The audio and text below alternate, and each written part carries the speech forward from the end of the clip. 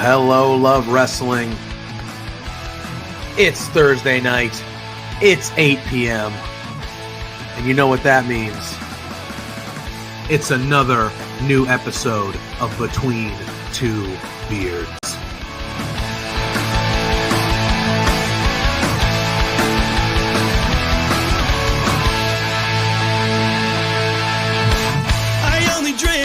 Can we start off with the biggest news of the week? The Rats lost! But every night I make a new best friend, and the only problem is we like having a good time. Forget yourself now. If you've got the budget, I've got the time. There he is. Hey, boss! There's the boss. Hey! The man with the finest beard on this screen. Canadian men, boys, shut the hell up. Let me talk. You see, the Rads are resourceful. When I got beef with somebody, I can find a way to talk to them.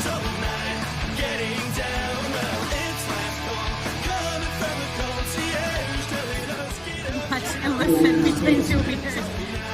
Getting down.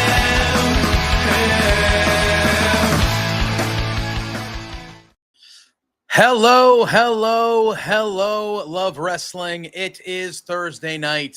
It is 8 p.m. And you all know what that means. Or at least I'd hope you do by now. Yes. It is another new episode of Between Two Beards. Pumped to be here. We got a big one tonight, Pluggo. 227. Yeah, it's pretty good. That's pretty good. Getting up there, man. Climbing it up. No, but we are excited. We have a massive wrestling weekend this weekend. Massive Saturday, specifically, as we have both AEW All Out and WWE Wrestlepalooza happening.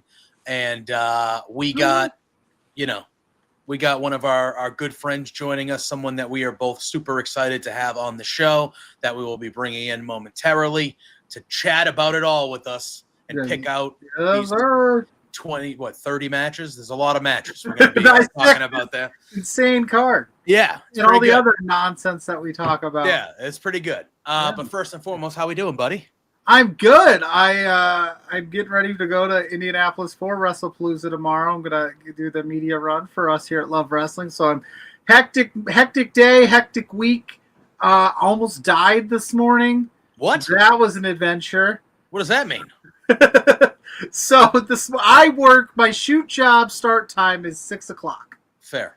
A.M. Yeah. I live 25 minutes away from said job. So it is 5:30 in the morning, JPJ. Yep.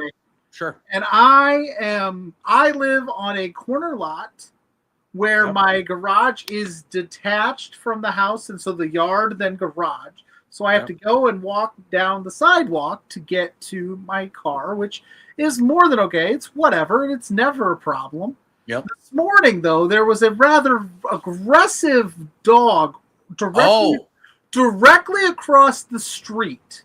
Alone. And I've never seen this dog in the neighborhood. I stop because I'm like, okay, he's barking his head off at me because I'm the only one on the street at 5:30 in the morning, rightfully so. People are sleeping like normal people. Sure. And so I go, okay. So I just stand there for a second. It looks at me. I look at him. It looks like that R. Kelly song. It looks at me. I look, and I go, and it stopped barking. So I was like, okay, we're good.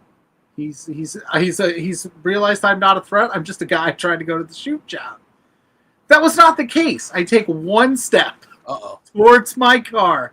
Yeah. This thing darts across the street, aggressively, violently barking at me. Oh, no. And I am like, okay, look, I got two choices here. I can square up with this dog, or I can run to the car. Leap over my fence because I wasn't making it to the car. There's not a chance I was making it to the car. This dog is much quicker than me. I am a portly fella. I get it. I jumped so high over the fence, but not enough to clear it, but high for me. I ripped my work clothes. Damn. And then the dog goes up to the fence, gives me a look, barks at me one more time, then just walks off. Yeah, he did his damage. He did his damage. He did I what he had to died do. today. That dog. Now, are you certain that dog would have bit you? That dog would have mauled me to death. But I had to keep all this looking good because we have an amazing guest coming on, and I can't in good conscience show up with claw marks and bite marks and just tethered everywhere with SP3 in the house. I can't do that to him. He's too good looking for me to show up mauled by a dog. I'm just glad you're here. Because that would have been a much better story than the reason why I didn't show up to the last show I was supposed to do with you guys. Because damn, I was just sick for the first time in forever and decided to take a nap at 4 p.m. And then I look at my phone. I got messages from this guy over here, and it's 11 p.m. and I'm like, oh. That's the first time ever I've missed anything involving like a wrestling podcast. So I am greatly apologetic to both of you gentlemen. Greatly apologetic to your great community that you've built over here, and I'm honored that you guys asked me to come back so soon. After I no called, no show. Some people get fired off of that. I have fired people before for that. I have had to fire people before for that. It's funny, too, is that day, like, the chat was like, are you sure he's not still in London? Did you tell him the right time zone? And I was like, I'm pretty sure we hammered it out. So they were, like, blaming me. And I was like, no, I'm pretty sure I said Eastern. But I'm telling you, SP3, I got hops over that fence. I did catch the shirt, and I landed hard. I took a bump. Oh yeah, on the hard grass too. But then the craziest part about the whole thing is the dog walked off like nothing happened, and then I get in my car, and that dog is nowhere to be found. So I'm like, did that just happen in my guess what, mind? Pluggo? Because nobody saw it. It's happening again tonight. You know it. That's going to be a regular occurrence now. This dog knows. This dog knows. He's like, that guy's coming out of his house at that time. And I'm gonna be here every night. That's what he's gonna. He already showed me. He already showed me his weakness. That I have that type of reaction that I can get out of you. You've already gave enough dominance. Well, that too. And like the whole scenario, if I played it out, it's like, all right. So if I just stand there and this dog does attack me, and then I fight the dog off, with my luck, that's when the neighbors will wake up and be like, "Why is Pluggo out here kicking a dog?" And then that ends up on the internet, and then I'm, exiled because you hate dogs. Yeah, but it's like, no, he hit me first. Look at my face. Yeah. So my reaction was just hop over this fence real quick and tear my. Listen, I'm going to be honest with you. I don't think I would have been able to hop over a fence. So I wouldn't have even tried. I would have squared up. I would have been done. I think I would have had I would have been done. That would have been it for me. I guess the dieting and eating healthier is working out. But it could be one of those things like, sometimes regardless of like age or shape or like what shape you're in or whatever, if you're in a situation where you're like, holy crap, I could like die, like if you have that adrenaline in you, like I'm gonna die, you can do crazy ass things. Your body will go above. I didn't need my normal caffeine this morning. I was on adrenaline right into work and was like, "Let's do this. I'm ready to attack." You're awake for the rest of the day. That awakes you for the tore my work clothes, and I got to buy some new jeans, but that's all right. And Fernando's in the house asking, "What did I do?" I've never seen this dog before, so maybe this dog is an avid like between two beards watcher and just doesn't like my wrestling takes. I don't know. Yeah. Because I was like, my neighbors have two dogs, but they're two little dogs, and we're very familiar because we're neighbors. And then like, I don't know where you're just roaming the streets at 5:30 in the morning, dog. What are you doing out? Were you at the bar? What's going on? I need to know why you were in my neighborhood. Do you know what kind of dog it was? Could you tell? I could tell it was like the pit bull variety. It had the It was like I don't think I'm winning this one. It wasn't like a little. What's a little dog? Yeah, Boris is like, it's his yard now. That's his yard now. That dog absolutely knows. If I go to the Pluggos, I own this block. Yeah, He's not this is my street. That's what he's saying. This is my street. And that's why the dog left after you ripped your clothes. Like, this is mine now. Yeah, that's what he does tomorrow. Because I was just testing to see how you operated, and clearly you're a bitch. And I go, that's what I was literally gonna say. He knows you're a bitch now, so that's I'm thinking like even if I had the upper hand over a dog, I might it's still not gonna feel good to get it wouldn't be a fun. It wouldn't be a fun time. It's not gonna be. And then again, and to mind you, it's 5:30 a.m. There is not a single soul up in my. It's not like somebody's gonna come to my rescue. If that dog is on, they're going to be like, why are the neighbors yelling? We need to move. Yeah. Go back to bed. Nobody's coming out of their house at 5:30 to help me. So I was like, the best move, just jump over this fence. And, nobody saw it, I hope. I'm glad you're alive. Yeah, I'm glad you made it. I'm glad you made it. We're here. That was wild. But we're here. We're not here to talk about my near-death experience. But Zach's here to say it's Rice Krispie Treats Day.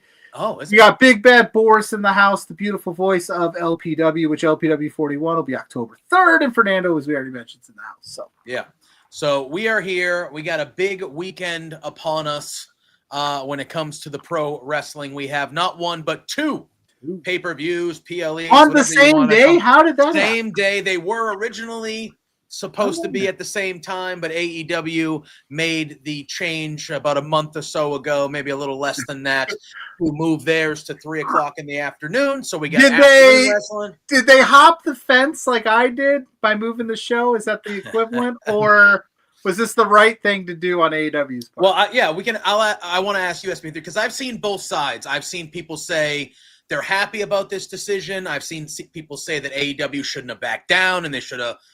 I don't really look at it as backing down, really, but I've seen that type of verbiage like, oh, they should have stayed put and kind of went up, Where do you kind of lie on how you felt about that decision when they decided to move to earlier in the day? It was a couple of weeks ago. I think it was like maybe 2 weeks ago that they announced it, because I think it was a month out is when Wrestlepalooza was actually announced. Yeah. So it wasn't a month out. It was kind of a decision that they thought about for a couple of weeks before they made the decision to move to the afternoon. And even 2 weeks later, I'm still kind of on the fence about it, where I understand that, you're damned if you do, you're damned if you don't. If you're going head to head, your number is gonna be hurt. Moving to the afternoon, your number is gonna be hurt in some way. It's not gonna be one of the bigger pay-per-view buys for AEW as far as like the amount that they get for this show. It's gonna be, of course, affected by the whole Wrestlepalooza and being on the same day and all the changes that they had to undergo. But I think that it's the right decision. Part of me is saying it's the right decision because I think that business-wise, this is the best thing for them. And they've proven with All In and Forbidden Door, with their great numbers, getting like over 300,000 pay-per-view buys between those two shows. And they were both afternoon shows. You've proven you can do it now. And you've seen that it doesn't really have that effect for you going in the afternoon. But I think that it's also the kind of short-term decision, not really a long-term perception-wise thing to do, is because you've already set the parameters of, like we said, with Pluggo and the dog. Now the dog knows that they can come over there and get that reaction from you. So now they're going to do it all the time. Now they're going to be out there every work shift. Every work shift, 5:30 a.m., that dog going to be out there. Every AEW pay-per-view, there's a chance WWE going to announce another premium live event. And now they know what you're going to do. So now they'll have the response to your response of, oh, we're moving for full gear to the afternoon. Oh, welcome to NXT November to Remember. In the afternoon, going head-to-head with y'all. Like, we're gonna start at 2 instead of 3. How long until we get into a spot do you guys think where I mentioned this a couple of times since this has become a hot topic of we're going to end up in 2026 where both companies are playing chicken with themselves, with each other? I don't know if it's the right decision for AEW. I think AEW should stay in their lane and do their thing because I think it's really helped them in the last year to 18 months. But at some point, right, I think, they're going to be like, we book these things out, then they come in and swoops, and now we're going to do it to them. I think that we gotta wait till like probably 2027 for off of what Tony Khan said today. I was going to bring that up too.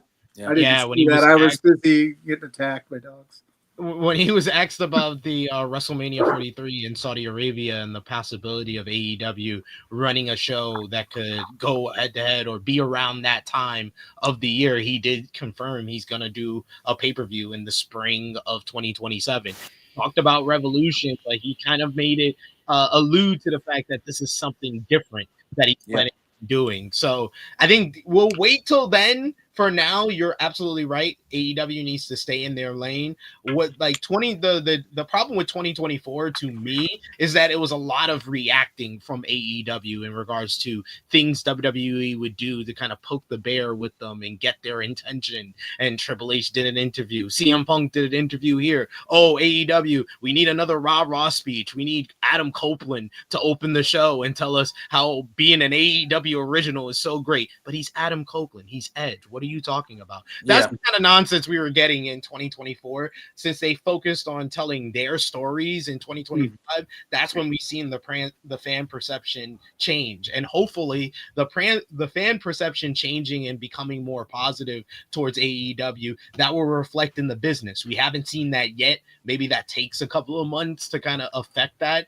in regards to there, but we'll see. I think that their best decision is to not play the game of chicken. Let WWE play a game of Mario Kart where they are so far ahead of everybody else in first place, but they're still turned around, not looking at the finish line. They're throwing banana peels on number two. They're like, that's what WWE has done this year with all this counter program. Yeah. It's been, it's made me feel a certain way about it. I've talked about it.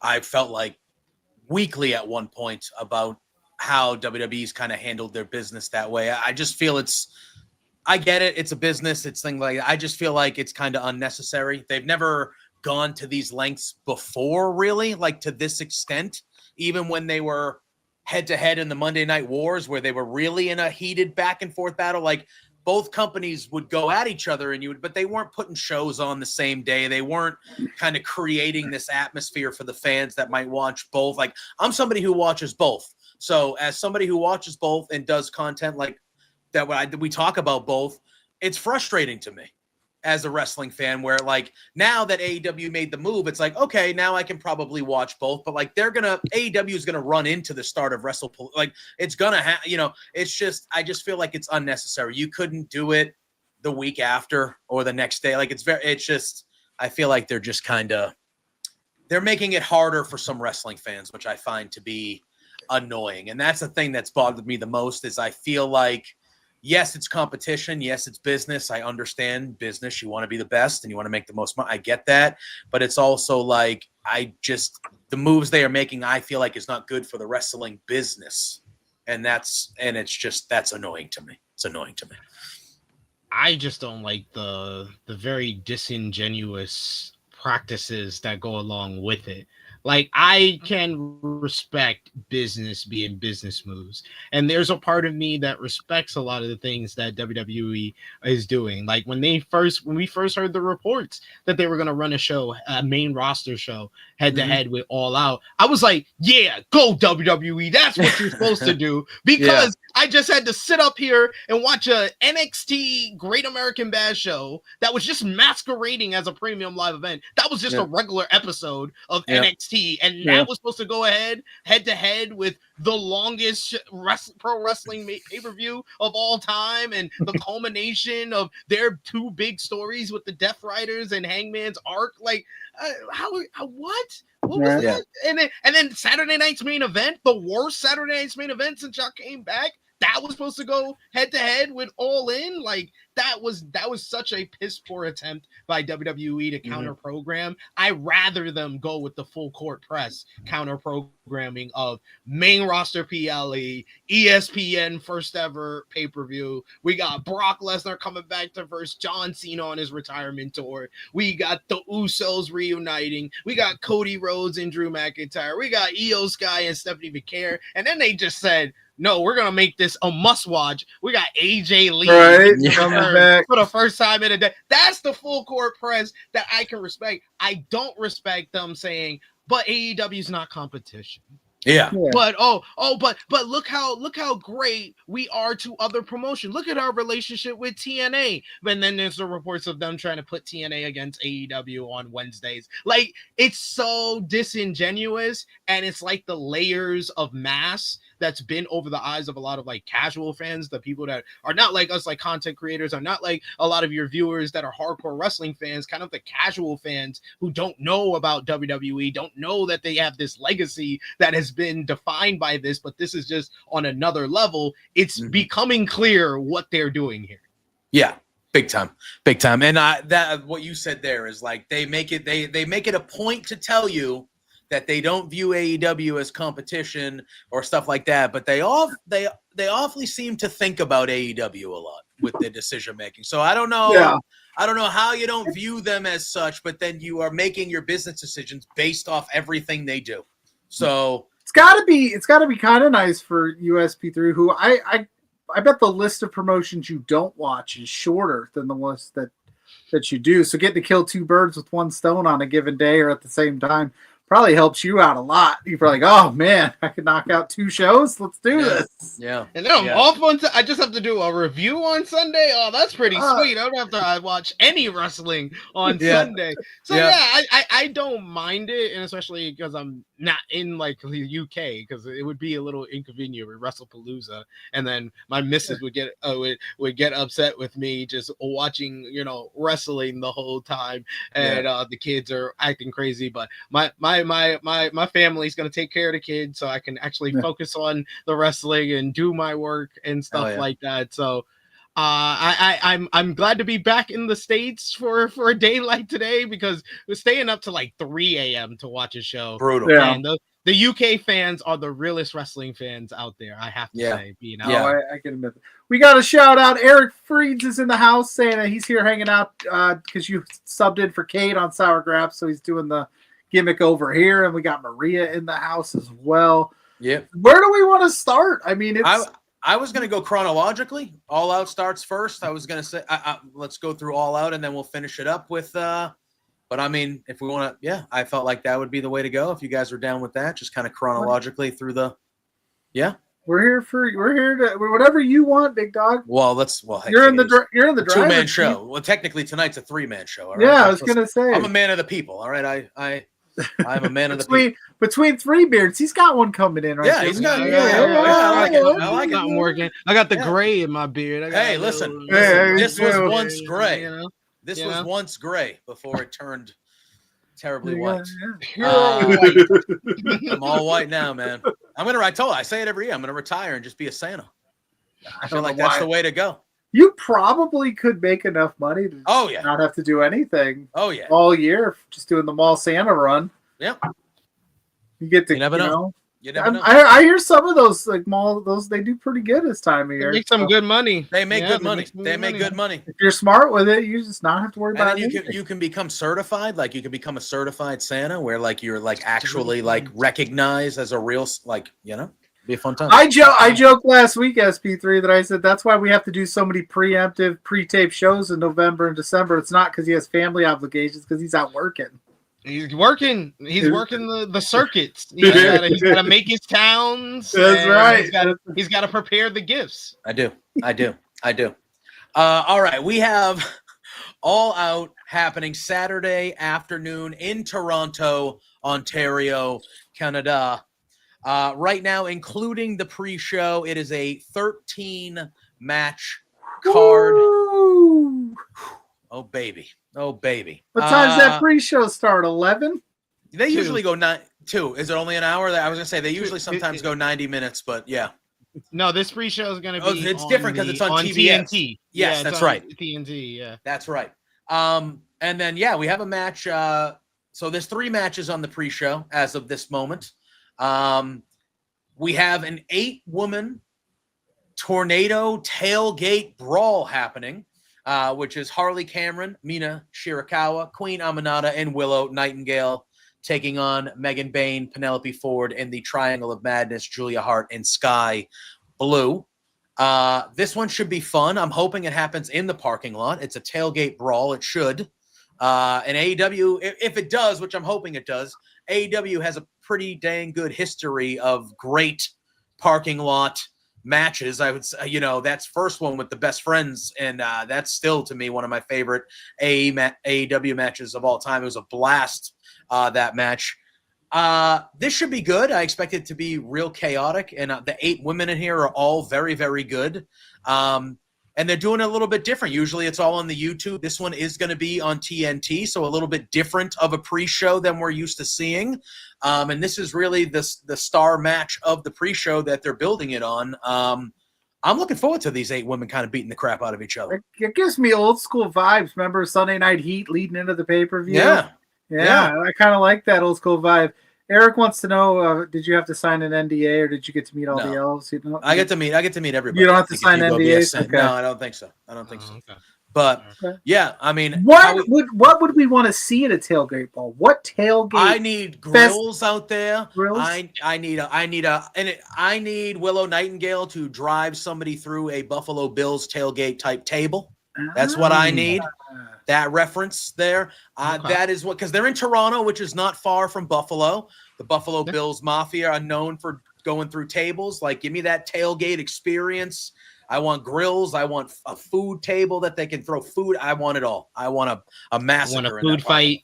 Yes. You want some mustard. Yeah. Just make sure it's Dean Ambrose or John Moxley. It's going to be a lot of fun. This is going to be a blast to watch. These women have been working a lot with one another. I'm hoping that this is not like the blow off to all of this. I hope that this leads to blood and guts with the women, just to blow off all these all-star and money matches that we've had with all these ladies. But I expect Team Willow to pick up the win. I was gonna say, didn't they run this similar at the last Zero, wasn't it at Forbidden Door? They kind of ran. So who I think it was the Faces one. Penelope, Megan, and them got the win, right? That's the heels. Yeah, I'm trying to remember who won. So let's give the Faces the win here, and then go blood and guts. I want to see Willow pounce, Penelope forward through a cornhole setup. Yeah, you can do that. Get the games out there. Get the cornhole out there. Who's gonna do it? We need a mini pool. Mini pool. That's what we get knocked into. Who's doing the beer bong? Get some real tailgate flavor going. I think this is fun. I think all 8 of these women are fantastic, and if they're not in title pictures, I think this is a fun thing that you could do with them. And I really think that we're getting closer and closer and closer to those AEW Women's Tag Team Championships, because there's so many good combinations here. But I'm going to take the face team to get the win, and let's have that rubber match of blood and guts. Let's do it. Yeah, I agree with both of you. I do think the baby faces, Willow in particular, I feel like will win this match. I hope they lead. Listen, they've been talking about the tag titles for a long time. I want to see them. I hope this does lead to the first ever women's blood and guts match. And their women talent is so strong. And I know Tony was asked about it recently, but a women's Continental Classic, I feel like, is something that should happen at some point soon as well. Like, you got momentum. It does feel like, we still need to see more matches on some of these shows still, but the women's division is in such a greater place now than it was a year and a half, 2 years ago. Let this continue to grow and give them these cool types of matches and these cool, blood and guts, treat them as equal, because that's what we want to see. So the baby faces are going to take this one. We then have a tag team match they announced. So the Ops, which will be Samoa Joe and Powerhouse Hobbs, they will be going up against the War Horsemen, Anthony Hendry and JD Drake, who are a great team. I love JD Drake, but they're a great team. This match should be good, but I think this is pretty easy. This is just kind of a showcase to get the Ops on the show, I feel like, and kind of get them on there and get what I think should be a relatively competitive match, but a relatively easier victory for the Ops here, so that's what I think is going to happen here. SP3. Yeah, the lineup for this this tailgate brawl, whatever they're calling their pre-show, is very good 2023 Rampage episode coded. Yeah. It's very much coded like that, where there is. I don't know if that's a shot or a good thing. Take it how you will. But I think this one, it's quite obvious who's gonna win. It's Joe and Hobbs. I hope that the Workhorsemen get a nice little showcase, because I do agree they are one of the more underrated tag teams in AEW and in the pro wrestling world. JD Drake is so talented, but Anthony Henry is as well, and he's a guy that hasn't gotten a lot of like the opportunities due to injuries and stuff like that. So I'm glad that he's back here and gets the chance at the show. Yeah.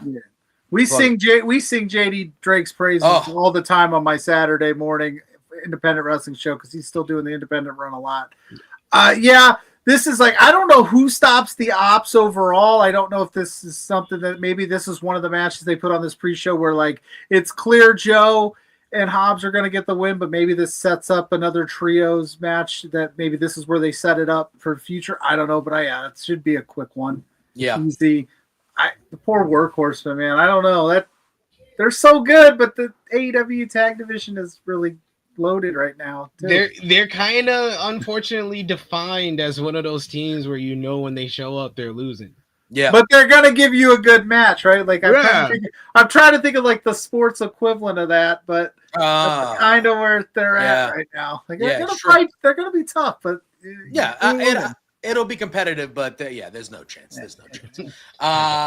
And then the last match scheduled for the pre-show, we have the newest member of the Death Riders, Daniel Garcia, going one-on-one with the other member of the Ops, Katsuyori Shibata. This match should be tremendous.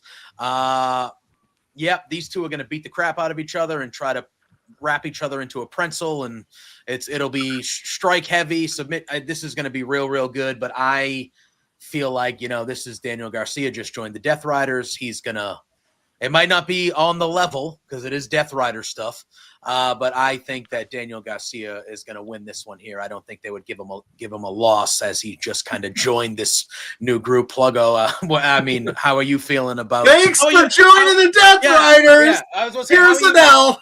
How are you feeling about Daniel Garcia? I know what happened last week. We talked about a little bit.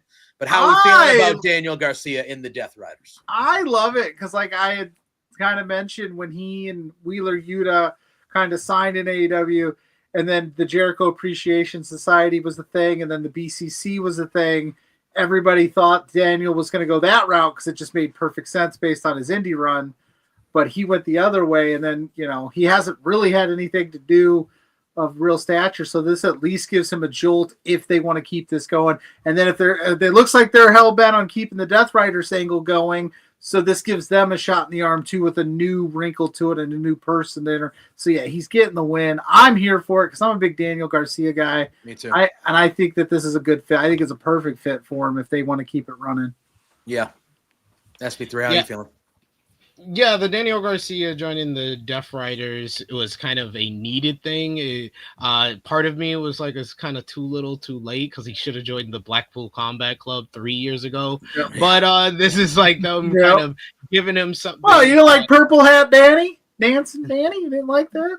Dancing Danny. The Dancing Danny kind of ran its course. I love the theme song. I like it a lot more than most people. But I like the theme song, but the gimmick, the character, it had already ran its course like a year ago. And he wins the TNT championship. That run didn't really work out so well, and he was kind of lost in the sauce, lost in the shuffle a bit for about a month after All In, and now he's got something here with the whole Death Riders, and it feels like he has some momentum behind him. So I expect him to pick up the win here. It might be a case of the whole project of reviving the Death Riders without Moxley being the world champion might be Garcia, Claudio, and Yuta winning the trios titles from the Ops. Maybe this is the setup for that after Garcia picks up the victory here. But this is something that the Death Riders needed. They needed something new for them after losing at All In and losing at Forbidden Door. They started that with the post-match taking out Ospreay. Now they got Garcia on their side. So I expect them to get the win here, but I don't know if they'll get all the wins at All In. Plus, Plus, I think this kind of, I don't know where Pac's status is in terms of his injury when he's coming back, but he's proven to be, and unfortunately, I think all of us agree, like unreliable. It's unfortunate he gets hurt all that. This could be a nice way too, like when he comes back, you could go, let's do something different with Pac. Danny slotted in here. We got this trios thing going. This is what we were looking for. So that's another wrinkle to it too. Whenever he's healthy, you know, that gets an easy go. Okay, listen, like you're just not part of the crew because you're never here, man. You're always hurt. Yeah. Mox is like, get out, get to stepping, bud. Yeah. It is what it is. It is the best kind of ability is reliability, guys. All right. Absolutely. It's the best It's hop ability over fences. Yeah. Oh, yeah. Get ready. I hope you stretch your legs out because you're gonna have to do it again tomorrow. I'm not gonna. That dog's coming back. He's coming back. If that happens, that dog's coming. He knows. If that happens, he knows I'll have the phone ready this time around. Animal control. They're gonna be like, damn. You're gonna be like, listen, I don't want anything to happen to this dog, but I gotta go to work. He's like, I kind of got things to do, guys. I gotta go. I can't keep hopping over these fences, Yeah. It's not a thing. Yeah. At some point, I'm gonna have to. It's gonna be one of those moments where I finally just snap. The baby face turn where I'm just like, I have to beat the guy that's been. Why don't you you bring out a piece of food with you?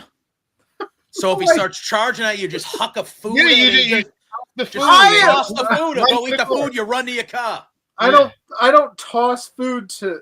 Yeah, but in this case, well, you gotta be prepared. You don't have a piece of deli. You don't have a piece of deli meat in the fridge you can bring out there. JPJ is trying to be a friend right now. He's trying to give you. You don't got anything. You got a raw steak. You got a. He's trying to make sure between two beers airs next Thursday. But I'm just saying. Yeah. If he's coming You're not wrong. Throw the food at it. It gets distracted. You make a run for it. That's what you got to do. That's what you got to do. I guess so. I'll think of some stuff. If this happens again, man, I'm gonna know that it's no. You gotta listen to JP. Don't let it happen again. I'm saying, if the dog shows up again, I'll know it's personal. But I'll be ready next time. You better have binoculars in your house and look out the window, looking out that curtain. Like, is that he out there? Right. I mean, across the street. And you just talking, and your missus is like, "Who you talking to?" I'm talking to this dog. This dog out there. And all of a sudden, he's just in my window like this. Like, what? Like, I'm not leaving work today, guys. He's not there at first, and then you look like this, and then you go right back, and he's right there. You're like, Jesus Christ! What did he come? Tell my poor kids they can't eat this week because guys, we can't leave the house. We got to barricade ourselves in here. We got to take some personal days. Yeah, there's a dog that owns us now. Auntie Collins is in the chat. Yo, Auntie Collins. SP3 is spitting. SP3 is always spitting. Thank you. Yep. All right, so we moved to the main show, and we found out today by Tony Khan that the opening match of the main card will be Adam Copeland and Christian Cage against FTR, a tremendous segment that these four had on Dynamite last night. What a promo segment that was. All four of these guys killed it, and then I loved the brawl with the security and how they started brawling. I loved Christian, just like, what's $100,000 to me?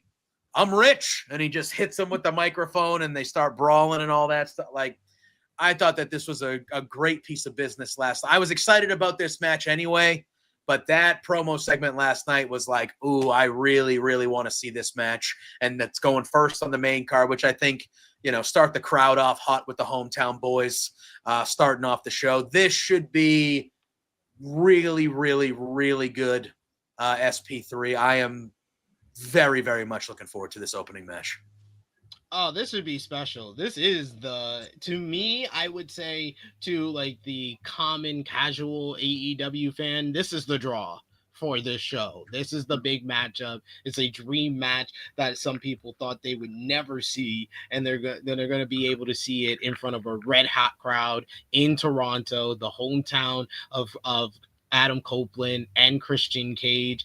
And I thought the build to this matchup had been solid up until last night, but you're absolutely right. Last night was simply outstanding. Outstanding work from everybody involved. Dax and Cash with Stokely Hathaway has really completed their act. Their act has always been to me like a part Brainbusters of Arn Anderson and Tully Blanchard meets the Midnight Express. But if you're gonna be the Midnight Express, you need your Jim Cornette, and they found the short, black, no holes equivalent. I was gonna say Jim Cornette. No Stokely Hathaway. No hoes. Stokely Hathaway has just brought a level of humor, a level of like just a pure on douchebaggery that the FTR act needed, and he's been so good in this whole angle. I think that Cash cut one of the best promos of his whole career last night, telling the whole story with him and Copeland. I think Dax has been on the money. Copeland actually had a great promo that lasted longer than 2 minutes last night on the show, which always is a risk once he passes 2 minutes nowadays. But Christian Cage, the fact that they have turned this all around, I was one of the big critics, one of the big complaints about heading into Forbidden Door was how rushed the Cope and Christian reunion felt. And it felt very haphazardly put together. I felt like we went from chapter 2 to like chapter 10 in like a week, and I missed some stuff, and I was just confused how he went from he's an a-hole 1 week to hey, let's hug it out because you saved me from these guys, thanks, that's great. And why are you doing the first match with Cope and Christian not in Toronto? So none of that made sense to me, but I think they've done the right steps to turn this all around. And I like what Copeland said in his recent interview where he was like, no, this has to be different from the last time that we've been through. It's been all this time since the last time that we teamed up, and Christian has found this character that is really the best of his career. So I don't want to take away from that. Having him go babyface and change the character completely would kind of undermine all the work that he's done in AEW. So I like the fact they've made Christian himself the father of the year, but now he's pointing all his vitriol at the heels, and it's worked, and the crowd has responded to it, and that all came together last night. Dax's bloody face was the ultimate money shot. That's how you sell people. That made people, if people weren't interested in this matchup, they were interested in that Raw. That was so great. In the end, though, it's got to be Cope and Christian that pick up. Excuse me, I mean Christian and Cope. Christian I was gonna say you forgot that Christian's still not 100% on board here, but he's on board enough to know that Stokely has so little hose that both of them had to bring it up last night. Yeah, absolutely. But yeah, you gotta go with Cope and Christian winning this thing. It makes a ton of sense. The only scenario I could see where you wouldn't pull that off, which I think they're not going to do it, is if Nick Wayne's healthy enough to come back and make something happen here. But I think that would just be, that's what we want to see in the Toronto crowd. That's what everybody's looking forward to, is those two getting their hand raised. Whatever you do after the match, I think is whatever you want to do, but they got to be the 1, 2, 3, Cope and Christian, Christian and Cope. Yeah, that's just got to happen. Yeah, fully agree. This has all the potential to be the match of the night because FTR is in rarefied form. They're looking like the tag team of the year at the same time that the Young Bucks have gotten a resurgence, and they're looking like the tag team of the year. So AEW has an embarrassment of riches when it comes to great all-time tag teams right now. They really do. And this match right off the shoot, the first match of the night, could be easily the best match of the night. It should be special, like you said, SP3. I'm with you guys. This is Copeland and Christian and Copeland. Come on, put it on the glass. It's FTR, man. I love FTR. I love FTR. But yeah, there's no way. At least there's no plausible way that Copeland and Christian are not winning this match in their hometown. It's written there. They're doing it. But this is going to be some special stuff. We're going to look real silly come next Thursday when I love FTR beats him in 5. I love a good swerve. You want to give me a good swerve? I'm good with it. I'm good with it. But no, that's what's going to happen. Speaking of tag team matches, we also have a 4-way ladder match for the AEW World Tag Team Championships, which we found out the 3 teams that would be challenging the champions, Brodito, last night on the September to Remember 3-hour episode of Dynamite. And those teams are the Young Bucks, Jet Speed, and the Don Callis family, which is Josh Alexander and Hechicero.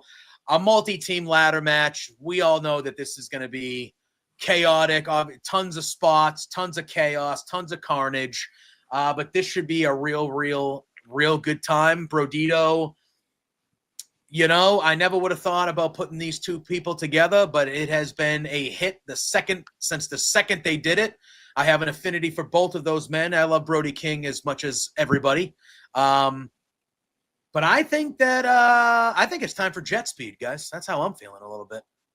I'm feeling that this is my only pick where I'm kind of going off the board here, I think. Because I think it's a lot of people are thinking it's Brodito or the Bucks probably in this. But I don't know. I feel like Jet Speed has been on a good run that, but they've won, but they haven't won a ton of big matches. It's a multi-team match. I feel like this could be a scenario where Jet Speed kind of sneaks away and kind of gets the tag titles here. So I'm going with them. I'm going a little off the board here. Pluggo, what do you think? Man, that's tough. I like what Brodito's doing a lot. So yeah. I'm leaning there.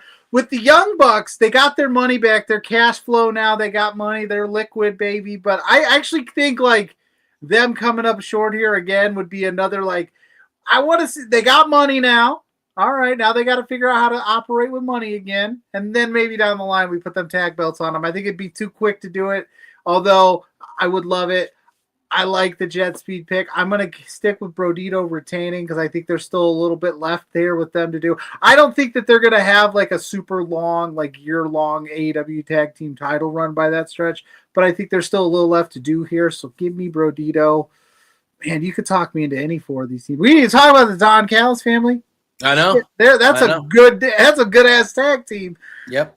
So SP3, make it make sense, break the tide, or side with one of us, whatever you want to do. Your opportunity. Don't blow it. I love all four teams in this matchup. The Don Callis family is probably the least experienced team, but Hechisero's one of the best technical wrestlers I think I've ever seen. And Josh Alexander is very underrated, and he's been getting his heat back as of late. Jet Speed, man, they have been a hit since being put together. They're probably up there in regards with the Acclaimed as one of the best tag teams put together in AEW. That good. And I think they will be tag team champions one day. Brodito, they've been an absolute hit as well. They're right in that contention as well, and how instant they've connected with the fans and had these banger matches. But man, we got to talk about the Young Bucks. Young Bucks have been putting on the best character work of their whole career. The bum-ass Bucks into MC Hammer Jackson last night, giving away all his money. You see Renee's face? She was so happy. She got $10,000. Fan in the front row with the Young Bucks sign. Get a G. What are we doing? I'm like Matt Jackson. I'm like, what are we doing with this money, man? Come on, we got to think logistically. But that diamond encrusted suit thing, blazer he had on. All the pyro. Yeah. What are we doing? The Brodito, I think, retains. They just won the titles. Let them retain the titles, and I think in the future you can probably be either the Young Bucks or FTR, since both of those teams are on all-time runs right now in 2025. One of those teams will be the one to dethrone Brodito probably before the end of the year. Yeah, that's fair. I mean, I think any one of these four teams can honestly win that match on Saturday. It should be a really, really good time. We then have ourselves a trios match. I've kind of liked the build to this one here a lot. It is the Hurt Syndicate, which will be Bobby, Shelton, and MVP getting into the ring, and they will be going against Ricochet and the GOA, Bishop Khan and Toa Leona. I feel like Ricochet and the GOA need a victory here. I think Ricochet is going to end up pinning MVP. I think that's what's going to happen here. I feel like GOA and Ricochet need a signature big victory as a group. I feel like the Hurt Syndicate is that signature victory. MVP is in this match, so he could take the fall. So Bobby and Shelton still look great. That's where I'm thinking that this is going to go. It was good to see Bobby in singles action. Him and Toa Leona had a banger last night. That was a great match between them two. It was good to see Bobby in singles action. I've been digging this whole build to this trios match here. I'm looking forward to this one. This is a good one. But I got Ricochet and GOA winning. Pluggo, what are you thinking? First of all, shout out Rainmaker Wrestling Podcast. Yes. He will be at All Out. So if you're at All Out, go see my boy Blair Pacheco. Say Nitro Boys. More to come on that. That's a fun name. Okay, listen, I'm gonna say I suspend my belief in wrestling a lot, right? I understand, we all understand what it is. But am I crazy, or did MVP lay them shots in last night on Ricochet? Now, I'm sure he sold a little bit for sure, but MVP was like, I haven't mixed it up in a while. I'm getting some, and he laid him out. So I agree with you that I think the GOA and Ricochet need the win more. I think it would mean more to them to keep kind of like being the thorn in the side of the Hurt Syndicate, but I'm not going against what I saw last night. MVP's rare to go. They're going to get the win. Yeah.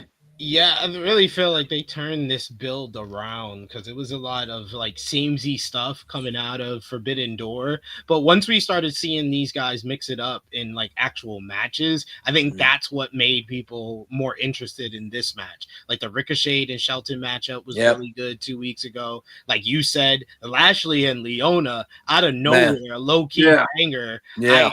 I got the opportunity to talk to Bishop Khan and Toy Leona, the Gates of Agony, earlier today on Fightful Overbooked in the Weeds. Check it out. But yeah, and I got to talk about this matchup because I was just like, he went out there, he just tried to murk Bobby Lashley. I was like, you do know that Bobby Lashley is a little bit older than he looks, right? Because you could have broke his body. That was crazy. So yeah, it was a good time talking to them, and I'm very excited for this matchup. But I think JPJ is absolutely right. This is the perfect opportunity for Hurt Syndicate to finally really lose a matchup and have MVP take the loss for the team. Have Ricochet get the pin. Ricochet and GOA need the win, and they need a name. Let's make their name official. That is true. They do. Yeah, they do need a name. That is true. That is true. Can their name just be the noise that Ricochet makes? Like that's coming to the ring, combined weight 700 and blah blah blah pounds. Yeah. The announcer has to do it that way. They should, like, they have to. Why not? It'd be fun. That's what they have to do. It'll be fun. Yeah. You know what else is going to be fun? Eddie Kingston's coming back at this show. Was that a mistake to announce it ahead of time? That's what I was going to ask. Because, I know the two of us, Pluggo, were here when we were predicting All In with Hangman and Moxley. And I was hoping Eddie Kingston was going to come out and like help back then. But they've done the thing where they built it and they kind of announced it with a little bit, a week or so notice that, hey, he's coming back at this show, as opposed to him just making a giant return out of nowhere kind of situation. As how... I guess we'll ask Pluggos. Like, do you think that was the right thing to do, SP3? Like, are you thinking that was good? I don't have a problem with announcing it ahead of time. I just have a problem with not making it a big enough deal. I don't think they did that. They didn't do that. If you're going to announce it ahead of time, then you need to make it a big deal. We needed an Eddie Kingston video package on last night's show before we got the Big Bill promo. I think Big Bill has done solid work with his promos to hype up the Eddie Kingston return, but I just don't think AEW has made it a big enough deal. But obviously, Eddie Kingston gets the win, and I hope they know the type of star and the type of love that Eddie Kingston has from the fan base, and that he can easily, if he's ready to go, if he's healthy and he's at where he was before his injury, Eddie Kingston can be a main eventer and be an AEW world champion easily to a lot of us fans. 100%. Yeah, I don't have much to add to that. If Eddie Kingston doesn't win, man, I think we all riot. Yeah, I mean, there's no. I haven't looked at the betting odds, but I would assume he might be the most favored bet. Like, I might be willing to put the house on the line here. There's no way that Eddie Kingston is even sniffing coming close. Especially considering the property value has dipped down because there's now a crater in my front yard for me jumping over. I was gonna say, and you had don't tell the potential buyers that they might die going to work. But it's Eddie all day, and Eddie's going to get so much love by that crowd. It is going to be, it's going to be great. Might be on par with Cope in terms of pop. I would expect that Cope and Christian will probably get the loudest pop of the night, but I don't think Eddie's going to be far behind them. Like, it is going to be a adoration for that guy. It's been too long. It's been too long. And I agree with you. I would have liked to have seen. I think it's like I have no problem that they announced it, but we have not heard from him. We have not seen him. Like they've shown clips of him training, like not them, but like we've seen it on out there. But like we haven't heard a promo. We haven't heard him, seen him. It's really like the first time we're seeing him in over a year is when he's going to be walking out of that curtain. So it's a little different from that aspect. Maybe he's coming out in a whole new look and they're keeping it tight-lipped. Maybe. Could. Who knows? All right, let's keep this one going. We got a couple stipulation matches here, and one of them is a tables and tax match from the little mini feud we've had going for a few months now. I thought it was going to be a mini feud. It's turned into a long one, and it's been one I've really dug. MJF, Maxwell Jacob Friedman, and Mark Briscoe. I think that this has been a perfect feud with MJF for Mark Briscoe to elevate himself up the card as a singles wrestler. I kind of feel the same way about Mark Briscoe that I do about Ricochet. I feel like it's MJF, so it's hard to ever pick against MJF. But I feel like Briscoe could really use, I'm not going to say maybe needs, but he could really use a victory here. I think that would really elevate him towards like single star status, which I think that is where he belongs. And there's no better guy to beat than MJF. But again, it is MJF, SP3, and it's hard to pick against that guy ever. So, yeah. Yeah. I mean, yeah, he's a guy that usually wins on pay-per-view, especially. Yeah. But I've loved this feud. I think that it has gone a long way to make Mark Briscoe his own identifiable character to the AEW fan base, and to kind of see him as like a upper mid card to fringe main eventer and a guy that can hold championship gold in AEW. I think that MJF has kind of found his mojo a bit in this rivalry, where he's cutting better promos. He's sinking in. He's able to sink his teeth into this one. And we're using MJF's star power to elevate someone else. So I think that's very rare. And I don't think there's a lot of examples of that since MJF kind of came to kind of superstardom in AEW. So I've loved this feud. I've loved what it's done for both guys and given them over the last couple of months. And I expect this match to be a show stealer, to be bloody, to be emotional, to have some drama involved in it. In the end, Mark Briscoe, I will go as far to say he needs this victory. After he lost the first match to MJF a couple of months ago, he needs this win here. And that's how you can end the feud after Mark Briscoe gets the win here, and we're pretty even. Both guys got a win. Both guys got a couple of months out of this, and they can go their separate ways. Yeah.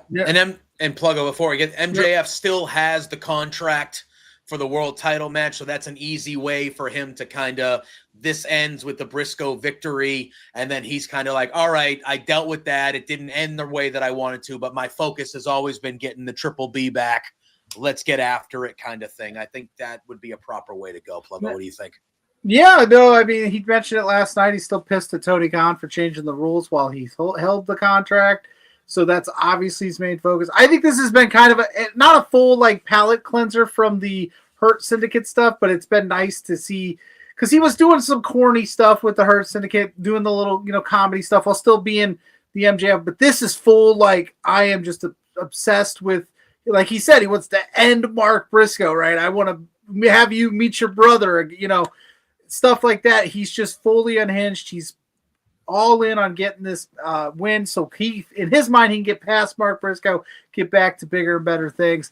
I don't know where it goes. I actually think it might not be the worst idea to give it to Briscoe, but I think if I had to put money on it, I'm taking MJF, because he does not lose big matches very often. And let's be honest, to lesser opponents. I don't want to discredit Mark Briscoe, but he's not. This isn't one of these, it's not a world title feud where he's going against Hangman or something. So I think he gets the win, and we start to see him go back after Hangman or Fletcher. Or Fletcher. And you're also 100% right. We don't see MJF lose in a pay-per-view, let alone we don't see MJF lose at back-to-back pay-per-views, considering that he just lost to Hangman at Forbidden Door. So I don't blame you for picking him. Also, another reason why I picked Mark Briscoe, though, and I think JPJ is right on the money by picking Briscoe, MJF is currently filming a movie. He's currently filming Violent Night too. So they could use this matchup to write him off. He could take a few months off to film his movie, go on his goddamn honeymoon because he's been working and calling his wife the B word every week. I'm married to the game. he's so obsessed with he's left his wife at home all these weeks after their wedding. He go on his honeymoon and then he could come back towards the end of the year and eventually cash in his contract. Yeah. I'm not saying what MJF is saying to his wife is right. Or I will say this: Alicia Toot is a friend here at Love Wrestling. We are big fans of hers. She knew what she was getting into when she married MJF.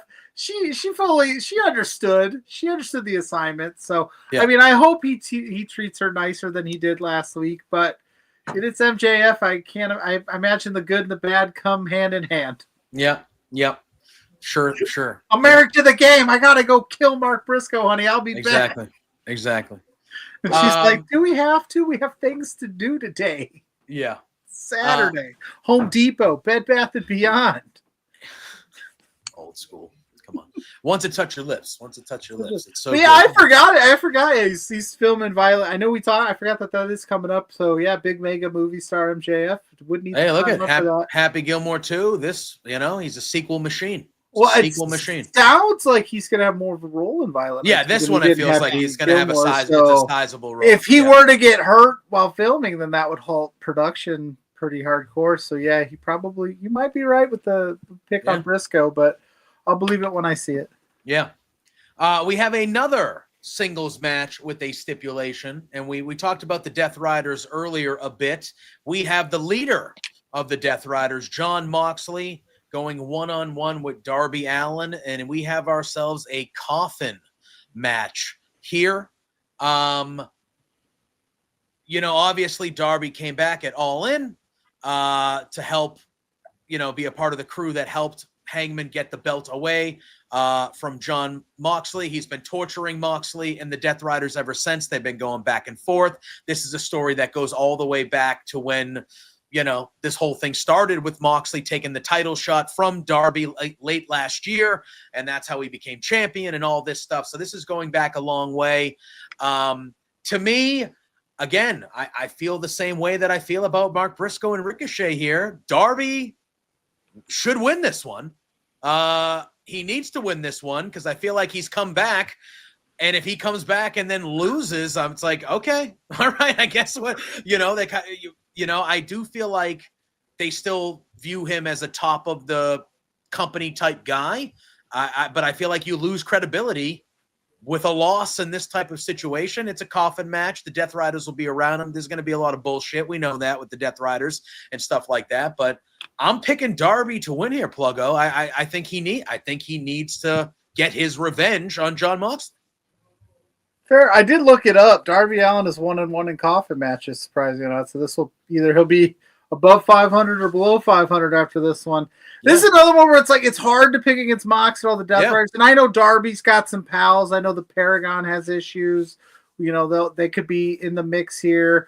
This is going to be pure chaos. But I think for storyline purposes, and I think there's more that we could do going forward with a Darby win, right? Like I think you're right. I think Darby getting one up on Mox, and then Mox just absolutely, he's already unhinged. I don't know how much more unhinged he could get, but I think if you wanted to explore how much more unhinged Jon Moxley could get, losing to Darby Allin in this spot would be the way to do it. Yeah. SP3. Yeah. Yeah, I mean, I think they've done a great job building up this matchup. I think that Jon Moxley has kind of gotten back into kind of being the workhorse that he was for AEW prior to the whole Death Riders angle. But this is like the culmination of the whole feud that kind of started this whole Death Riders saga that we've been on over the last year. It was 1 year ago that Jon Moxley defeated Darby Allin at Grand Slam 2024 and won his contract to get an opportunity at the AEW World Championship, which led to him beating Bryan Danielson, ending his career, winning the AEW World Championship. That was the last time that we saw that title until All In, when Darby came down from the mountain and helped Hangman win the championship. So I love the fact that we have so much story to this. I think the promo work from Darby Allin has been really good, whether it be the video package where he originally made the challenge for All Out or the sit-down interview with Bryan Danielson. I think that Jon Moxley kind of feels renewed without the AEW World Championship. Like, he's wrestling with that kind of freedom that he's out there to have a great match instead of the not so great matches that he had during his title reign. So I like this version, and I like the build to this matchup. I expect it to be a big, bombastic kind of blow off matchup. I expect the Death Riders to get involved. I expect some ops to get involved, maybe some Hook involved in the matchup, maybe some returns, who knows? But in the end, I think Darby Allin picks up the win. He's 2-1 in coffin matches going into this matchup. He has one loss against Jack Perry. He's beaten Ethan Page in the first coffin matchup, and he's beaten Brody King in a coffin match. So this would be his third win. Oh, well, So Google's AI lied to me. They said he's 1-1. That's why you can't trust AI.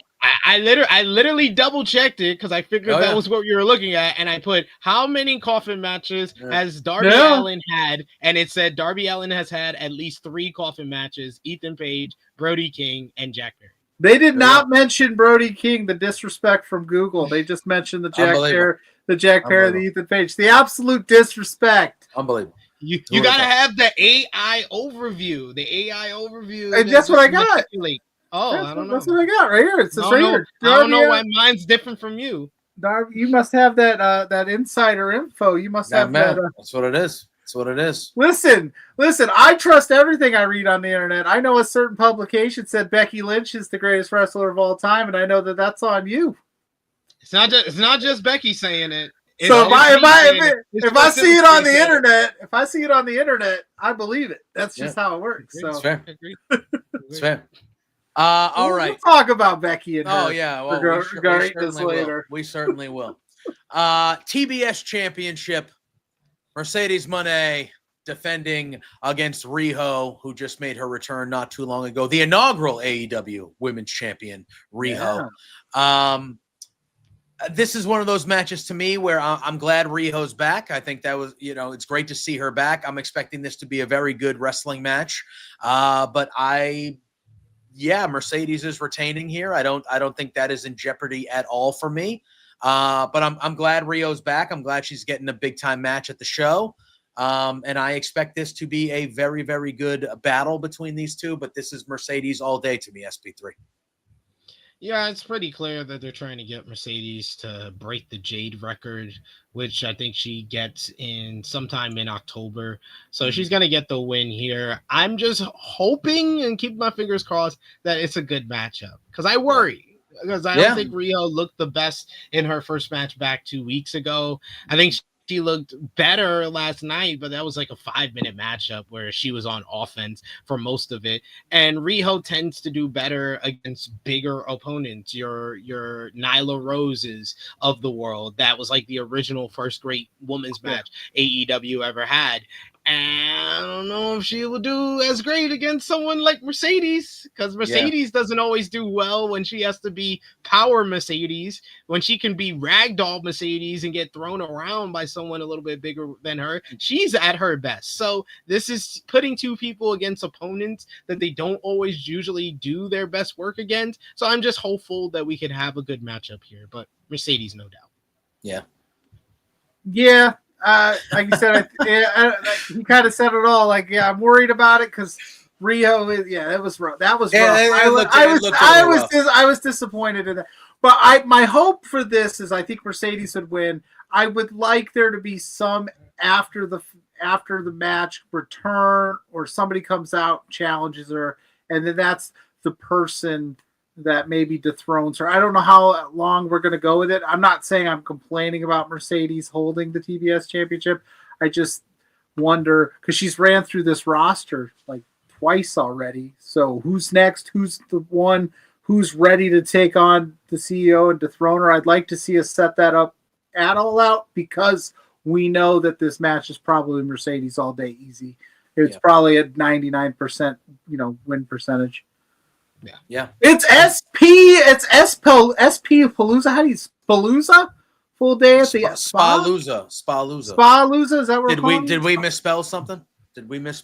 No, I'm just assuming that's Ryan Sullivan's clever play on SP3's name. I would. I put it in my headline. Spalooza. All right, I see it. All right, Spalooza. Spalooza Day. I know you're running the gauntlet this week, man. You're everywhere. You're not running from that grind. Not at all. Gotta stay busy, man. Right. Gotta wake up tomorrow. I do written work in the morning, and then be doing a preview for All Out in the afternoon with Maggie from Fightful. Oh, beauty! We love Maggie. Benno from the Gravel Lab podcast, and my boy Jay News. So that's over on True Hill Heat tomorrow. That'll be a good time. We love Maggie here. We love Maggie. Yes, the best. She is. All right. Oh, Maria Rijo is winning the TBS. No. Shout out. All right, Maria. I like it. Maria. Keep that same energy next week. Keep the receipts. We'll keep them receipts. If we're wrong, we'll tell you. We'll follow. Yeah. We have ourselves a 3-way match for the AEW Unified Championship. We have the champion Okada, who had to qualify for this match. He had to retain his title. Yeah, that's fair. I liked it. He had a good match with Michael Oku. I liked it. It is him. It is Konosuke Takeshita. And we saw last night Mascara Dorada.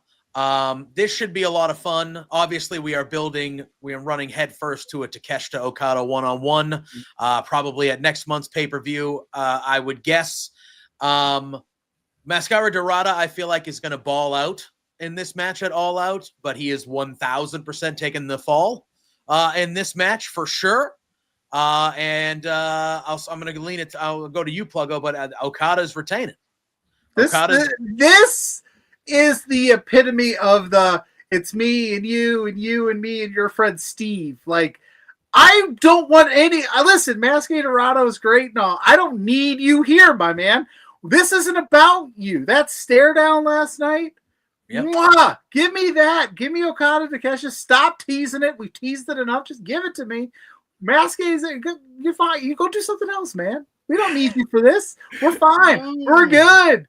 Good. No. We needed to drag this out because Okada versus Takeshita is what?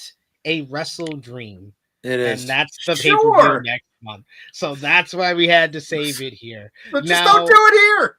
Now, I will agree with you if your whole reasoning for having a match on a pay-per-view is that you don't want to do the real match, so you threw someone in the matchup with the real match that you really want to do, I don't think that's the best reason to have a pay-per-view match either. But I like all three of these people, so I don't care. It's going to be great. This is going to be real good.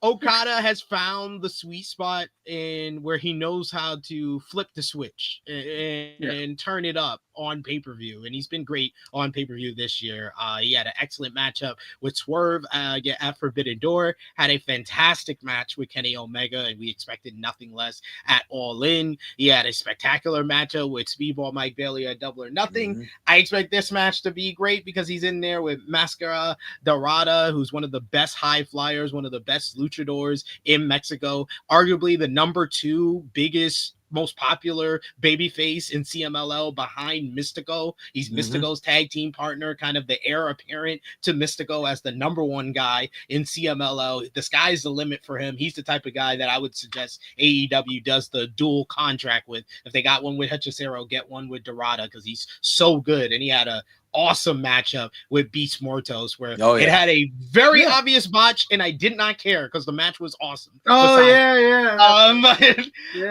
matchup is all about reminding everybody Konosuke Takeshita is the best wrestler in the world. I don't care what y'all say. I don't care about you feminist activists who want to tell me Io Sky. Io Sky is great. Don't get me wrong. I don't want no smoke with Io because I don't want Kyrie to squabble up on me. But Yeah. Io Sky is great. She's great. But y'all some feminist activists telling me she's the best wrestler on the planet.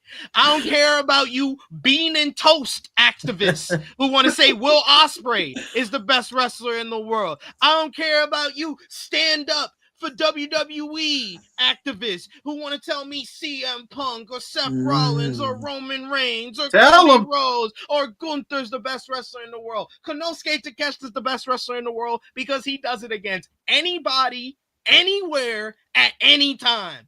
3 contracts, DDT. He's one of the greatest DDT stars of all time. New Japan Pro Wrestling just made history, becoming the first AEW contracted talent to win the G1 Climax tournament. And AEW, he will be an AEW World Champion. But first, he will be AEW Unified Champion. It just won't be at All Out. Okada retains. Speak on it. Heck yeah. Hey, listen. I love it. I survived a headlock from Takeshita. There you go. There you go. I'm still waiting on the rematch, but Uh, he did it for a photo op, and he was doing it, and I was like, yeah, I'll do the headlock. Why not? It'll be fun. And he like locks it in, right? But then he does that like squeeze real quick, like he's messing. I'm like, oh no, I don't want to die. Yeah. We're good, man. I think you're one of the best. Yeah. There were no lies by SP3 right there. No, he's fantastic. Takesha's unreal. He's unbelievable. But this yes, might be up there for match of the night. It's going to be great. Could I be. just listen. I like Dorado. I just don't. Yeah. I'm just ready for this. Well, for this one-on-one. I think Takeshita is going to beat Okada for the title. It will just be in the one-on-one battle with Okada, which most likely will be Wrestle Dream because, listen, how you feel about that face-off is how we all feel, and they're going to milk the crap out of it. And that's the next. They're going to do. That'd be the next one in October, right? Correct. Yeah, Wrestle Dream would be in October. Yeah. And I think, would Wrestle Dream be before Takeshita goes and challenges Zack Sabre Jr.? Or is that because him walking into that as the AEW Unified Champion would also be a great look That for would be AEW as well. So I don't know what's first because I know that's coming up in the next month or so. So as Wrestle well. Dream is on October 18th, and New Japan Pro Wrestling, King of Pro Wrestling. I think it's definitely before that. Before, So he could walk into Wrestle Dream as the IWGP World Heavyweight Champion because King of Pro Wrestling is on October 13th. So it's the same week. Okay. So that it's at the start of the week is King of Pro Wrestling. At the end of the week would be Wrestle Dream, which that would be perfect. In a perfect world, you have Takeshita walk in as IW, the title that defined Okada's career, and you do the big matchup there. Yeah. And all the stuff. Now I would understand if that's why they're delaying the matchup. Yeah, and with the business relationship and the Okada history with New Japan, you could make that title for title really if you wanted to, if they were cool with that, you know. And all the stuff that SP3 just said, how would you argue beating Zack Sabre Jr. and Okada in the same week? Correct. And not look at him as the best for both their titles. And champion! Give it to me. They could. All right, let's continue along. We have a 4-way, another multi-person match for the AEW Women's World Championship. I very much liked the promo last night between Toni Storm, Hayter, and Statlander, and then Tekla kind of came out and, but I thought that was a good little fun thing last night. But it is Toni Storm defending against Jamie Hayter, Chris Statlander, and Tekla.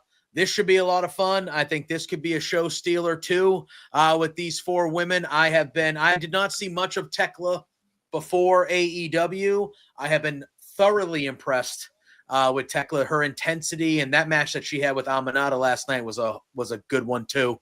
I like her a lot. I'm going to go to SP3 first, kind of get where you're at. To me, I don't think it's time for Toni to lose the belt. I don't think she needs to hold it forever, but I don't think that this is the time for her to lose the belt. So I'm leaning her retaining. But what are you thinking when it comes to this 4-way here? I'm kind of conflicted on this four-way. I love all four of these ladies and like what they offer and what they could do here, but I've hated the build to this matchup. I think that it's lacked in story and creativity.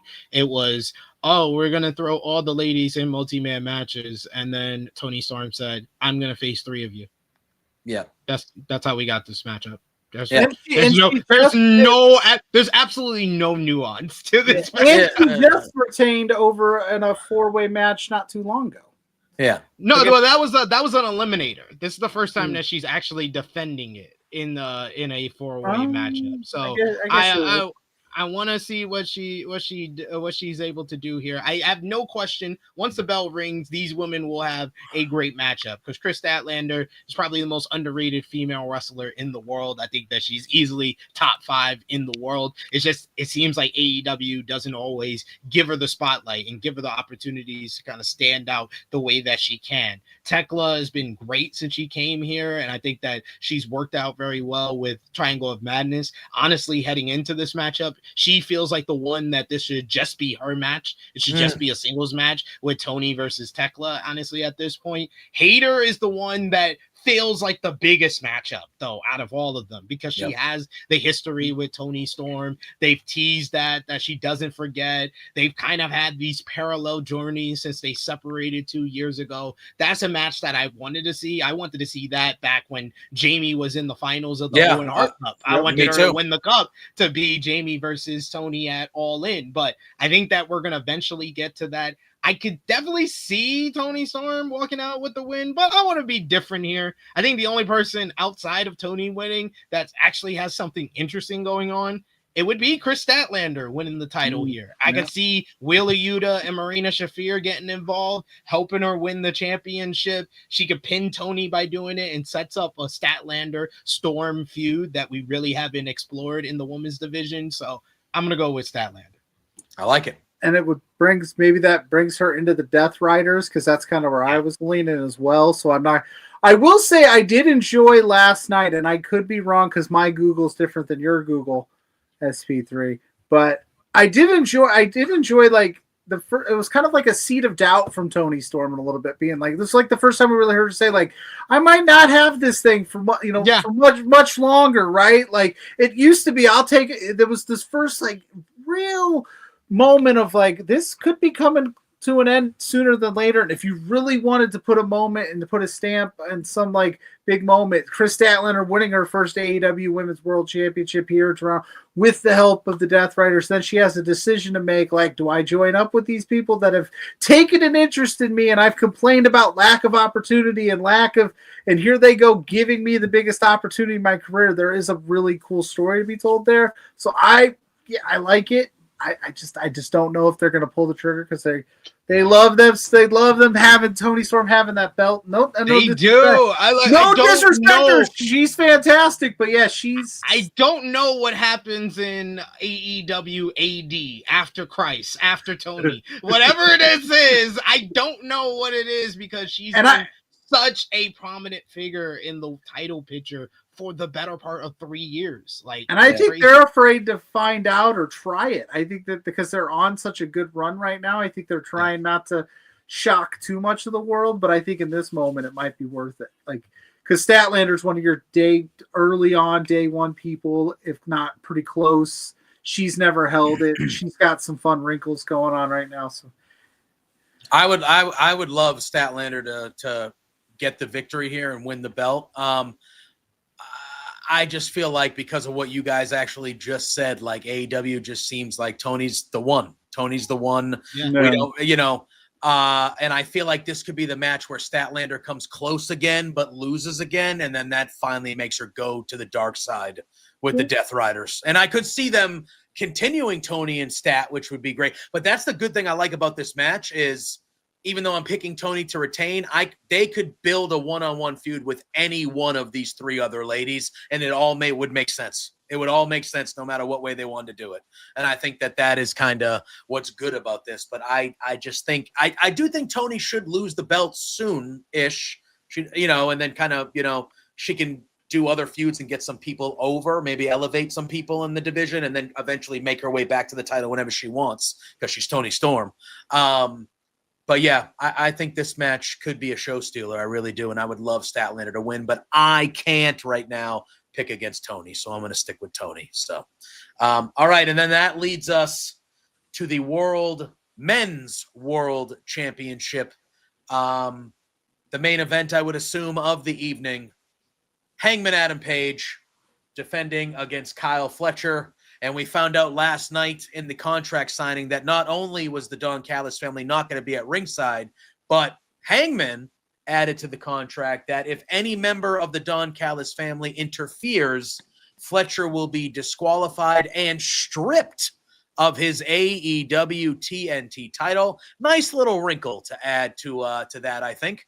I like that. Pluggo, I'll go with you first on this one.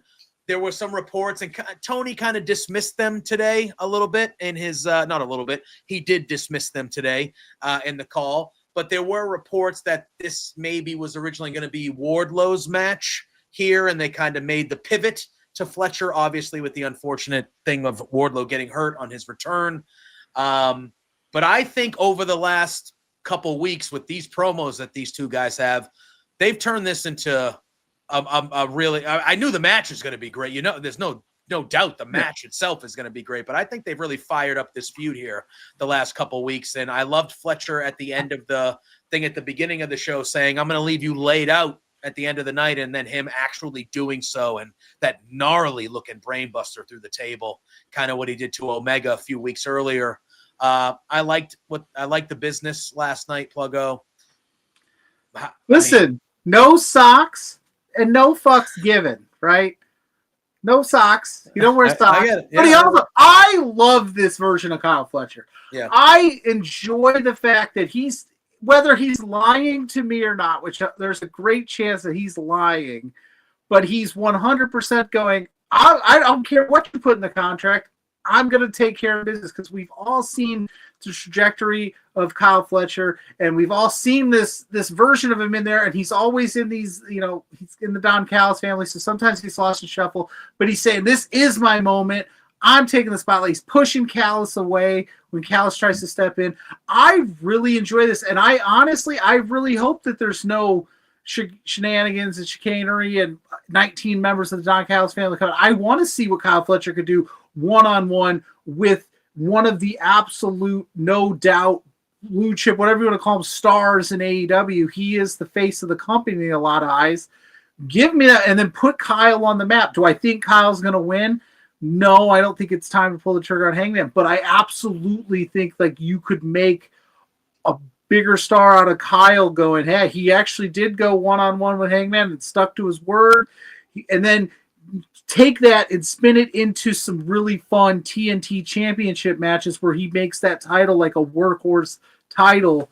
I think there's a lot of opportunity here. Will they do it? I don't know. I expect this matchup to be absolutely sensational. I thought these guys had one of the best Dynamite main events of the year in the semifinals of the Owen Hart Foundation tournament earlier this year, and I expect that this match to be even better than that one, because in that time since that match, I feel like Kyle Fletcher's gotten even better. He had that instant classic Chicago street fight with Dustin Rhodes. He's the TNT champion. He's just grown in confidence every single week. He really feels like Orton in 04. Orton in 2004, of the young guy who's on the rise, but oh man, that rocket's actually coming up here a lot faster than we thought it was. Yeah. Like, it's a lot closer than we thought it was. That's how Kyle Fletcher it feels right now. Where I agree with Pluggo. If you wanted to pull the trigger, that would be the biggest statement. I think they're making a big statement in general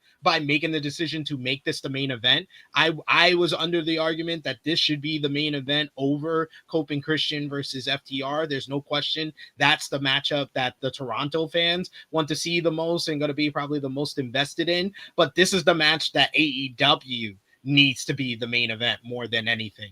You've sent a great message in the first 2 months of this reign with Hangman, saying that he's the guy, he's the top babyface, he's the mantle, he's the main character. But now you're telling us with the whole build to this matchup that Fletcher is the future. Fletcher is the future guy. He might not be the next guy, but he's the next guy after that next guy. Like, he's at least that much. Like, at 26 years old, he's the guy we're going to build this company around for the next 5 to 10 years. You can send that message by just putting him in the main event here. Win, lose, or draw, that's a huge statement by AEW and a huge statement for Kyle Fletcher's career. In the end, though, it's Hangman Adam Page that needs to retain. There's so many other great matchups and cool stories that he can tell. But in just a matter of 3-4 weeks, they've done an excellent job of making Kyle Fletcher feel like a bona fide main event star. Yep, I fully agree. There is no doubt that Fletcher is they used to use the term pillar a lot, and there is no doubt that if you're looking at the next decade of AEW, that Kyle Fletcher is maybe the pillar, but he is definitely one of the pillars of the future. That guy, multi-time world champion and more. This match is going to be incredible. It's just going to be truly incredible, but Hangman should retain and kind of build towards, just doing what he's doing, taking in all comers and just having great matches and being the guy. He is the main character. Everybody loves him, and that's going to continue. So, is he going to have socks on under his wrestling boots? Or I would think. I would feel like you have to, right? That would I don't know. Wrestling boots. That would I don't know. I've seen crazier things in wrestling, but yeah, I don't know. I don't know. But that will be all out this Saturday afternoon. Should be another great AEW pay-per-view and a fun time. That is a strong card. It should be a good time. And now we turn our attentions to what is happening Saturday evening. Pluggo, you will be in attendance, giving Love Wrestling and all of us here the coverage of this show. I'm going to try my best. You're not going to be there, so I'm going to have to not screw this up. Yep, soloing it now. Yep. But it is Wrestlepalooza happening in Indianapolis, Indiana. Yes, sir. It is a 5-match card on the show, and we found out just within the last 48 hours that the opening matchup of this show is going to be John Cena taking on Brock Lesnar. Now, obviously, there are a lot of opinions when it comes to Mr. Lesnar and things of that nature. But, we only got 5 more dates, including this one of John Cena. This is, a former adversary of Cena in his long-term feud. They've decided to run with this. I think originally they wanted this to main event, but I think they read the room a little bit here and decided that this should go first. I think that was a smart decision, because I feel like you got to have AJ main event in this show. How can you not? But SP3, I'll go to you first. It is what it is. I'm not super stoked or care that much about this match. I adore John Cena. He is from my neck of the woods. I'm still pissed off that his last match is not happening in Boston. It makes me want to break everything. But that is another business decision thing with WWE that just irritates me. But with that being said, I didn't really necessarily love John Cena versus Brock Lesnar matches before I knew Lesnar could be a terrible human. But they were okay. I thought the best one was the squash match, actually, personally. But I was never a huge fan of whatever. It is what it is. John Cena. You didn't like Extreme Rules 2012? I liked it until the decision to have Cena win. Oh, come on, man. Like, we gotta start being objective. If the result ain't what you wanted, that's fair. But we gotta be objective on. No, the match. Yeah, that's their best match too. Yeah. You guys go. I'm just gonna read what you. No, it's fair. No, it's fair. No. I love the squash too. That was the birth of Suplex City. But truly, unfortunately, these are all memories that me and JPG are talking to you about children, because we all know that Brock Lesnar is not a good person. So we're not as excited for this this matchup as we would have been if he wasn't named in a lawsuit 44 times. The matchup, an unresolved lawsuit at that, right? Yeah, like still happening, still current, pending. still current. That's part of it. Yeah. Yep. I'm gonna say John Cena gets the win here because what's the point of Brock Lesnar beating him? Yeah, that's a great. I think that's because there's what this is 6 dates left, and I think that's 5 after this. It's 5 after Wrestlepalooza. Oh, it's 5 after Wrestlepalooza. 5 after Wrestlepalooza. So this isn't like it's in the middle of it's the end here. Like if Lesnar wins, he's got to get his win back. So that would take up another. And I just think, So, and I think it is smart probably putting this on first because I know that WWE's mandate is they want to own whatever night they're on and be the last thing that people talk about. And when they did that at SummerSlam, it didn't end up going super well for them. Yeah, get it out of the way. The crowd's going to be hot. I know I'm going to be there. I know I've talked to a few people that are going to be there that are excited to see John Cena one more time. So the place is going to blow the roof off when his music hits. But yeah, the match, Cena all day. I mean, I don't like it because I don't like picking Cena to win anything. But that's just me. Yeah, it's fair. I'm a CM Punk guy. Yeah, there we go. Well, we'll talk about him. We like what we like. I can't help it. You know what I'm saying? Yeah. I guess I could help it. I guess it is up to me. You probably could. Yeah. Yeah. All right. Well, we have a reunion of sorts on this show as we have the Usos forming once again to take on the Brawns, the Vision, Braun Breaker, and Bronson Reed. I really like how they've Braun Breaker is unbelievable. Like that guy's unbelievable. Like he's clearly a future main event multi-time champion for them as well. Kind of the same, not how they wrestle and things like that, but how we view Kyle Fletcher over here. I feel like it's fair to view Braun Breaker over here as like that next decade guy. You know what I mean? I really have appreciated how they have made Bronson Reed look here. Over the last little bit. I know he lost to Rome, but like they have made him win. Like the one thing I did not want was him to just be the guy that took all the falls all the time. And I feel like, yes, he lost to Roman, but he had a one-on-one match with Roman on a PLE. That's a big spot. That's a big spot. Yeah. They made him look good in it, as you know they would. He's been winning matches on Raw when he's been wrestling. I just really like how they've made Bronson Reed feel like as big a star as the rest of the group. I was afraid because I'm a big Bronson Reed guy. I like him a lot. This match will be good. Fernando saying that Jay's going to turn on Jimmy. I do want to lean into that because I really like the layers. Jay Uso was too one note for me. It was the same thing all the time. And I love this stuff that they're doing with him and Jimmy and LA Knight specifically. I have loved that whole thing of LA Knight and Jay kind of one-upping each other every week. Now we're good. No, now we're good. I've really liked that. This match should be very, very good.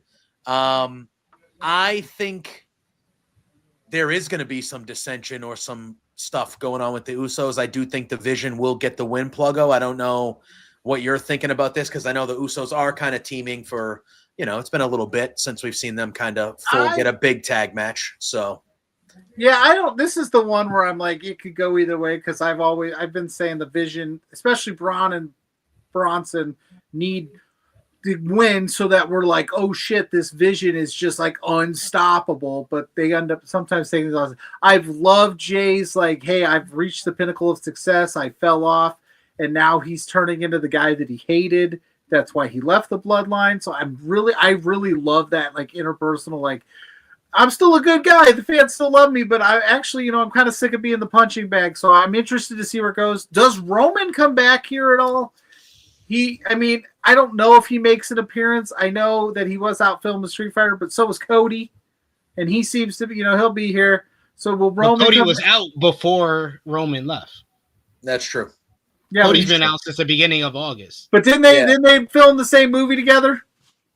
Yeah, but it could be different. Certain people could be. Yeah, it could be. filming It could at be. different It could be. times. It could I'm be. not a movie star, guys. I don't know how it works. I'm just saying, does Roman take a moment off set and come get his Nah, stuff back? They're trying to blow the roof off the There's place. a chance. There's Yeah. a chance. I would say it because If Roman comes back, Jay and Jimmy absolutely win. I think we get a weird moment at the end there. I still think it might be Jimmy and Jay getting the win here. I don't. This one's tough for me. I'll go with the Usos just because, but I don't love it. I don't love it at all.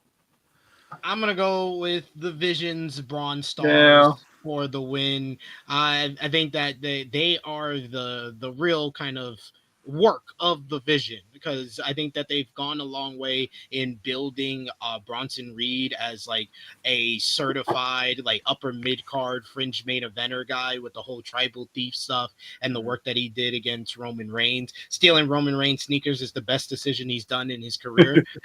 Braun Breaker is the guy. He's the guy that's going to headline WrestleMania for a few years, and I've known that for like 3 years back when he was in NXT. I was like, that's the guy that's going to take the mantle from Roman, and I think we might get that matchup at WrestleMania. So I think that the Vision does need the victory here, but I think the story coming out of it is going to be about the Usos, because Jey Uso in the current story that he's on, and him having like the traits of Roman Reigns and beefing with Jimmy and beefing with LA Knight, it's added another intriguing story to Monday Night Raw, and it was a Monday Night Raw that was struggling for like a good 2-month period just a couple of weeks ago, and now we got some interesting stories going on, and this is one of them. So I expect it to be even more intriguing coming out of Wrestlepalooza, especially considering LA Knight laid out Jey Uso the last time we saw him. Mm-hmm. And I'll give credit to JPJ. I think he was on that Braun Breaker bandwagon where he said he wanted to be the guy that maybe dethroned Roman when he was on his massive run. Yep.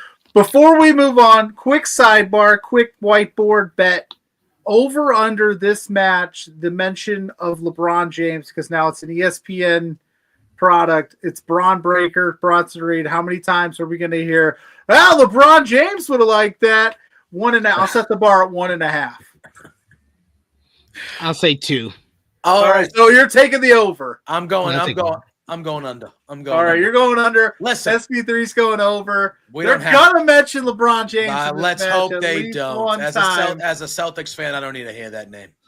Anyway, it's a beautiful name, JPJ. It's a beautiful name. I'm not. Yeah. I don't have any stakes on it yet, but I'd love to see who's right and who's wrong in this scenario. It's a strong name, unlike the unstrong Achilles of Jason Tatum. You can't help it. Listen, you can't help injuries. You can't help injuries. Strong Achilles. You can't help injuries. It'll be okay. We'll be okay. We'll take a year off. We'll retool, and then we'll be back to where we are. You know who doesn't have to take a year off to retool? LeBron James. Listen, at 41. Yeah, at 41. He's my age. He's my age out there doing that. The greatest 40-year-old athlete in pro sports history. Listen, I'm just because I dislike him doesn't mean I don't know that he's one of the all. Like the guy's been doing that for 20. He's never really been injured. It's insane. The stuff that he can do. I get it. He's being really nice. I get it. Yeah, no. I have no problem with LeBron James. He's just been an adversary of my sports fandom for a decade, so I want no good things to happen to him on a basketball court. That's all. For those that are in the chat and those that may watch this in the replay version, anytime SP3 comes on this program, it somehow we avenue to basketball every time. It's just comes Lakers versus Celtics. Celtics, and I just sit there and go, I hope the Rockets do good. Yeah, that's what the whole league was built on. Lakers Celtics, babe. I hope Kevin Durant stays healthy. The Rockets are going to be good. I was going to say they're going to be a top 4. They're going to be. I said before the trade, I was not interested in Kevin Durant based on the rumored trade packages that were out there.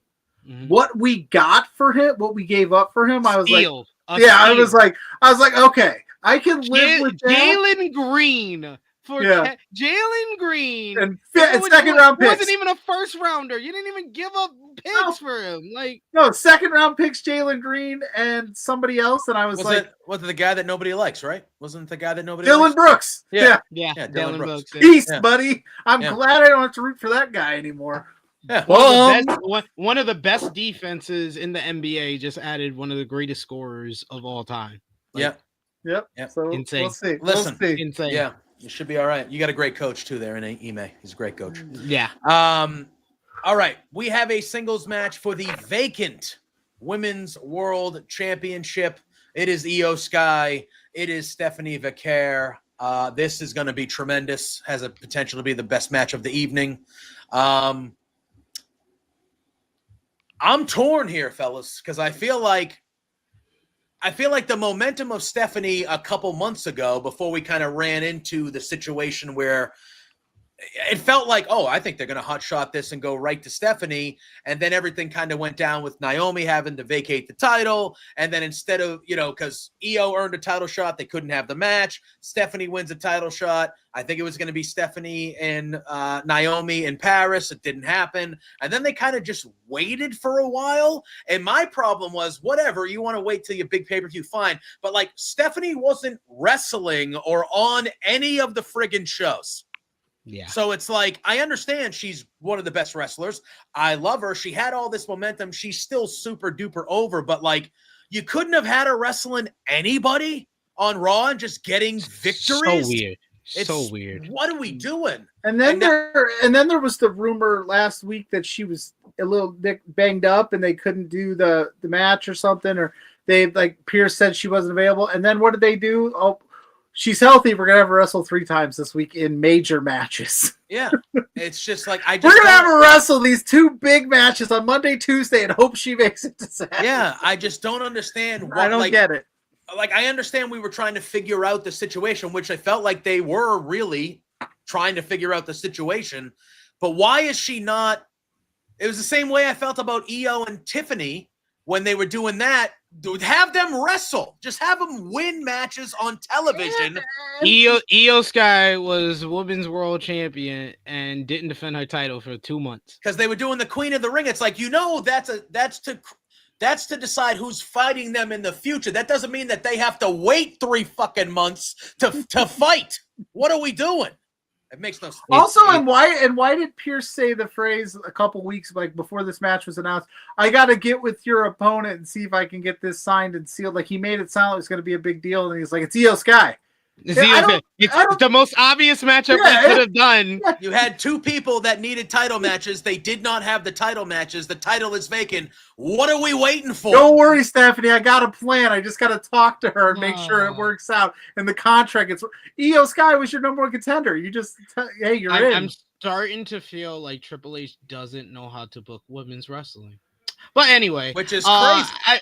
I expect this matchup to be the best match. It could be the best matchup on either of these shows. That's how talented these 2 women are. That's how good their first 2 matches have been. And the fact that WWE didn't want to give us a clean finish and didn't want to give us a finish at all, just wanted to go to DQ for the first one. It's made this one more interesting to predict. I am going to go. This is the matchup I have on every show where I'm going to change my prediction every time I do a prediction show. Yeah. I think I'm going to do that with the 4-way women's matchup at All Out. I think I'm going to do that here. I went with Stephanie on the Wrestlepalooza preview on True Hill Heat. I'm going with Io here because I think that there is a timeline that we could go down where Io wins at Wrestlepalooza, but is going to lose it in October in Perth to Rhea Ripley, and we finally culminate the Rhea Ripley Io Sky matchup in her home country. Now we need somebody that's much smarter than I to supercut all of your big back and forth picks, and then just at the end be like, "I was right."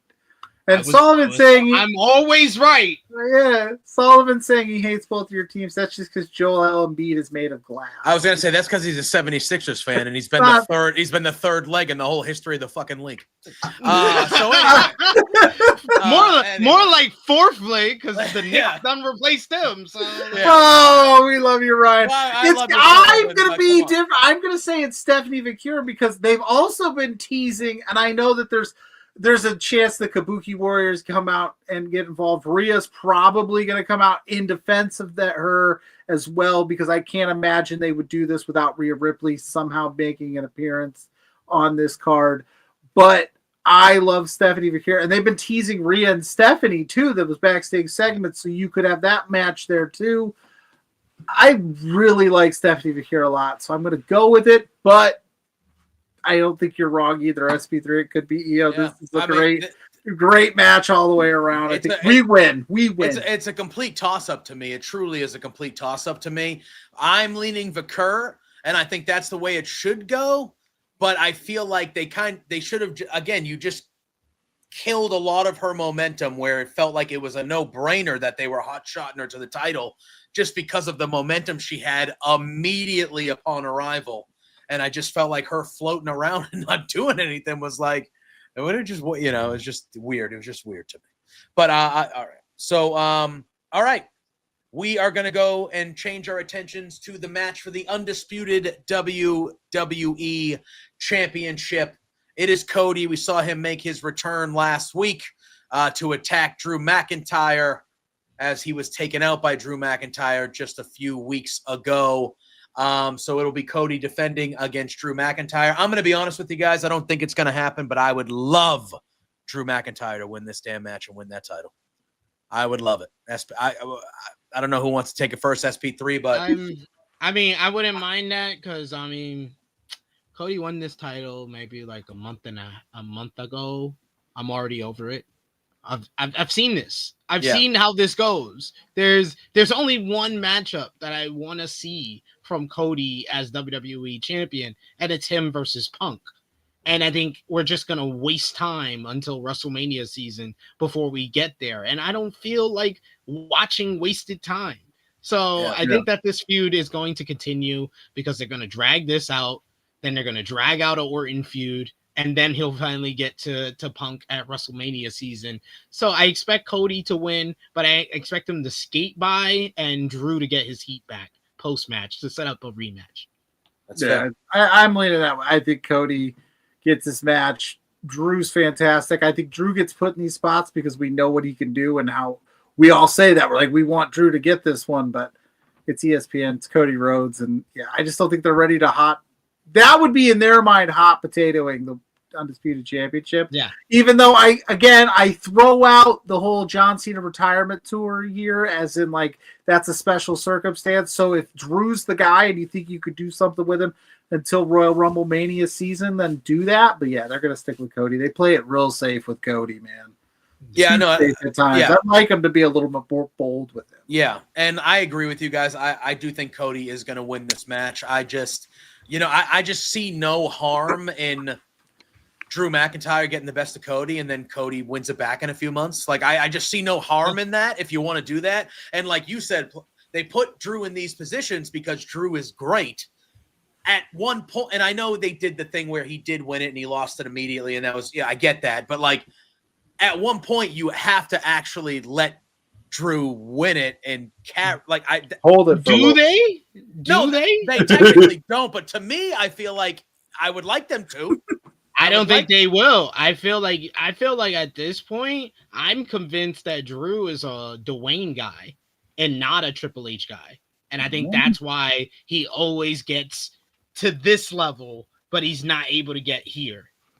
Triple H will give him this much, but he ain't going to give him here. Yeah, I don't know. It's just, he's just so good, and he's like, he's put in these positions all the time, and it feels like he just loses every time he's put in this position. It's like, well, at one point, can he win? Because the one time you had him win, you had him lose 35 seconds later. So, like, what are we doing? And I get it was WrestleMania, it's a big moment, but okay. Like, you can't give him a month. The guy carried your ass through the pandemic, for crying out loud. Anyway. It's the lean months after this anyway. Yeah, like what? If not now, then when? Who gives a shit? It's not even like we're not even prime Mania season or SummerSlam season. What the hell? This is where we're like, oh, Survivor Series is in like a little while, like Crown Jewel, like that's fine. It's bothersome. Anyway, you know what's not bothersome is this main event, this mixed tag match, AJ Lee's first match in over a decade. I think her return has been lights out. She has not missed a beat.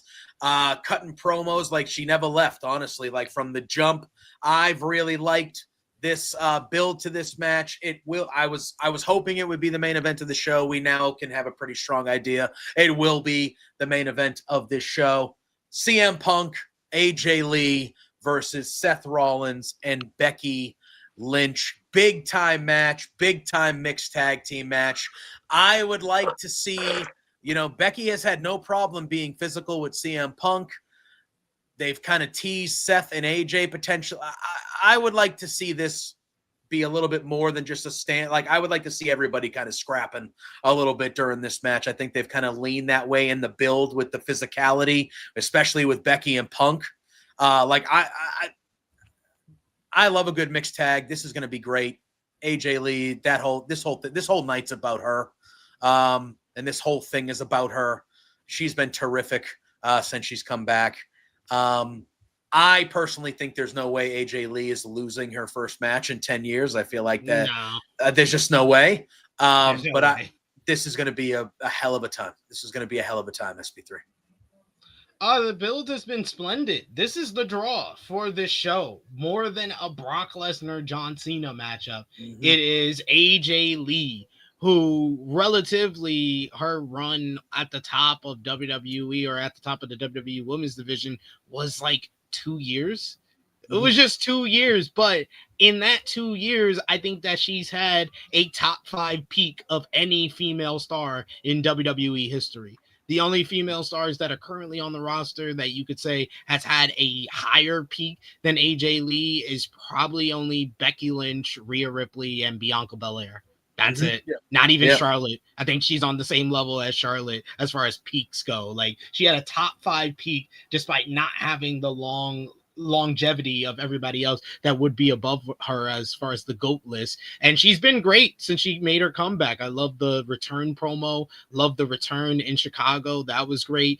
I thought the face-to-face was good, not great. I didn't think like the context of the promos were that good. It felt like they were just dragging stuff to get through this segment, but I like the angle of what they did on Monday with Becky giving the manhandle slam to AJ. I think Seth has been good. I've had my complaints about Seth since he turned heel at WrestleMania. I feel like he's turned heel, but he hasn't accepted that he's turned heel yet, and he still wants to be babyface Seth Rollins. I'm a visionary. I'm a revolutionary. Yeah, I'm sick of it. I'm sick of it. Just get out of here. But he's been acceptable in this. Punk's been really good, but Becky Lynch by far has been the MVP of incredible. This She has put it all together. She has had to hit the right tone of annoying heel, of a frustrated, insecure character. Like, she's all of that in one, and she's just been totally thrown off by AJ coming back, but she still can come up with another plan to get the one up on her like she did on Monday. She's been splendid. She is the GOAT for a reason. She's the greatest of all time. Yeah, and it's not just me saying it. It's Becky Lynch saying it. It's Seth Rollins saying it. And yes, I am the Sports Illustrated saying it. She is the best. She is. I've been saying it too. She's my GOAT. Yeah, I think Punk and AJ, they win here. Yeah, I can't disagree with anything. One thing I'm looking forward to seeing is like that promo on Monday where Punk was like, "I don't need to come out to Cult of Personality. I can shelve it. I can wear my wife's shirt. I'm not." Are you going to do that at Wrestlepalooza, Punk? I don't think so. I think you're. I don't think you're doing that. So are you? Anyway, I'm interested to see if they come out like lock, stock, and barrel, united front. I did like the way that Becky and Seth have been playing this like dissension between the two of them thing, and then it's always they've got a plan, they've got a one up. She manhandled, slammed AJ Lee. I thought that was really well done. I definitely dig it. But yeah, it's AJ, it's Punk. They're walking out of this thing. There's no way we're gonna. I don't know how you would end that show if it's Becky and Seth. Like, obviously we've seen heels get the win in these main events, but man, I think you got to leave everybody just buzzing and on a high. And AJ Lee's back, and she looked amazing, and she's going to do some things in this division. Maybe we'll get Becky and AJ for the Intercontinental title proper. That would be dope. Mm-hmm. Seth and Punk can feud forever, in my opinion, and I'm cool with it. Like, yeah, I'm all in on it. Yeah, I agree. I think we are going to get that AJ versus Becky one-on-one for the IC title at some point. And AJ's around. This is full time. She's around for multi-years now.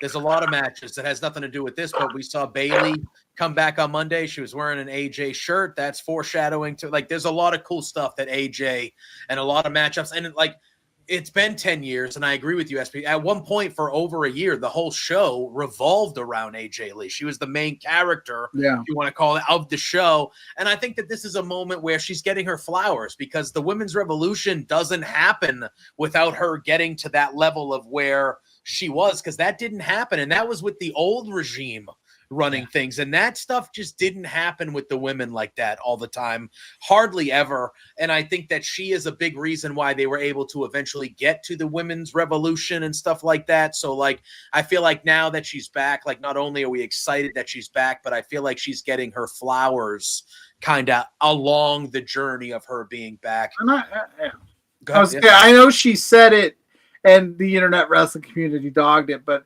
she is a lot of these current women's rosters' favorite wrestler. She's the reason they go, oh, I can be different. I can join that. So there's so many dream matches for all the women on this roster that I think her going through all of them and having a fun little run here would be great, because they didn't get the chance because she left right as this thing started. So this is awesome. This is the way to go. And then I did see a small rumor that we might get another match added to this, but I think that's probably, it's possible with a certain WWE champion that was injured. She might be cleared enough. They might run Tiffany and Jade here, but I'll let SmackDown play out. SmackDown might. We'll just assume that it isn't happening until it's officially announced, but I did see a rumor that might be happening here as well, so we might get a 6th match, but if they just stuck to these 5, whoo, that's a decent 5 to kick off the ESPN. Yeah, and they're going heavy with it. It is the first ever pay-per-view, or PLE, on ESPN, the new app and all that stuff. And McAfee's going to be there. Tyrese is going to be there. Halliburton's absolutely going to be there. Well, they're putting Sports Center. They're doing Sports Center from there. Are they right after? Or I think they're going to be live either both before, after, but Sports Center is kind of. I'll have to get that scheduled, because I did see that they're doing a bunch of programming centered around this event on Saturday. So I wonder if they're going to be doing anything outside the venues and stuff. I'm sure they will. Try to scope it out while I'm there. Figure that out. Yeah, I expected Tyrese Halliburton sighting, obviously, if he's healthy enough. He's also dealing with the Achilles stuff too, so didn't stop him at the last pay-per-view. It didn't. But no, Saturday it's going to be a long day for us wrestling people, but it should be a fun day. We should have 2 really good shows and a lot of good matches to kind of discuss when we're reviewing everything next week. SP3, we want to thank you as always, my friend. You're the best.